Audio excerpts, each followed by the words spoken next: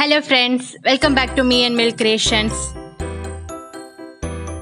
இன்னைக்கு வீடியோல ஆரஞ்சு தோல்ல வந்து எப்படி விளக்கேத்தலாம்ங்கறத பார்க்க போறோம். வாங்க வீடியோக்குள்ள போய் பார்க்கலாம். வீடியோக்குள்ள போறதுக்கு முன்னாடி என் சேனலை சப்ஸ்கிரைப் பண்ணாதவங்க மறக்காம சப்ஸ்கிரைப் பண்ணுங்க ஃப்ரெண்ட்ஸ்.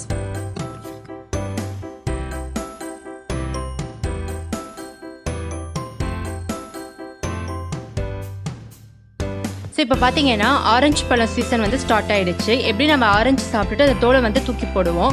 ஸோ அப்படி தூக்கி போடாமல் இதை வந்து எப்படி ரீயூஸ் பண்ணலாங்கிறதான் பார்க்க போகிறோம். அதுவும் இல்லாமல் இப்போ கார்த்திகை மாதம் கண்டிப்பாக நம்ம விளக்கேற்றுவோம் ஈவினிங் டைமில். ஸோ இதில் வந்து நம்ம விளக்கேற்றலாம். ஸோ இப்போ நம்ம ஆரஞ்சு தோலை வந்து விளக்கேற்றுறதுக்கு வந்து இந்த மாதிரி பார்த்து பக்குவமாக கட் பண்ணணும். ஸோ இந்த மாதிரி சென்டர் போர்ஷனில் வச்சு கட் பண்ணுங்கள்.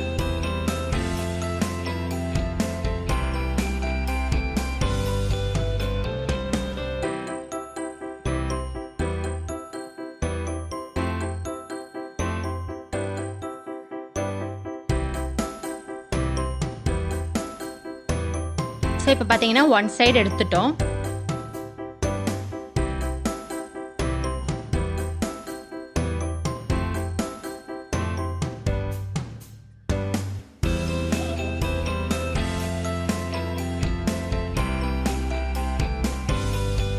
இப்போ இந்த சைடில் இருக்க தோலில் தான் நம்ம விளக்கேற்ற போகிறோம்.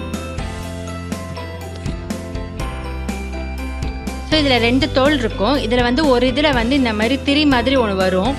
ஸோ நம்ம அதை மட்டும் எடுத்துக்கலாம்.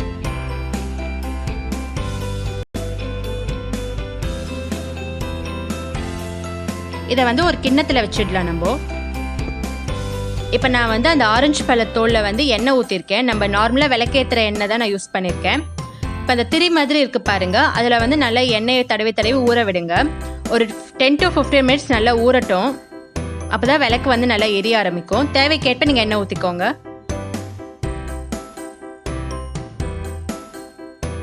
நல்லா ஒரு 50 minutes இந்த மாதிரி நல்லா ஊறினதுக்கு அப்புறமா ஒரு கேண்டில் அல்லது மேட்ச் பாக்ஸ் வச்சு நீங்கள் விளக்கேற்றுங்க.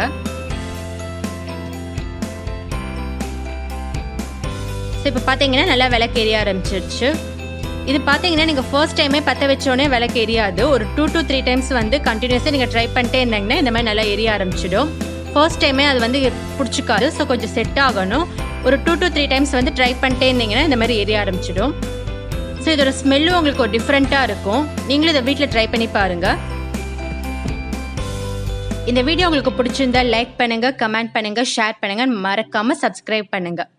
தேங்க்யூ ஃபார் வாட்சிங்.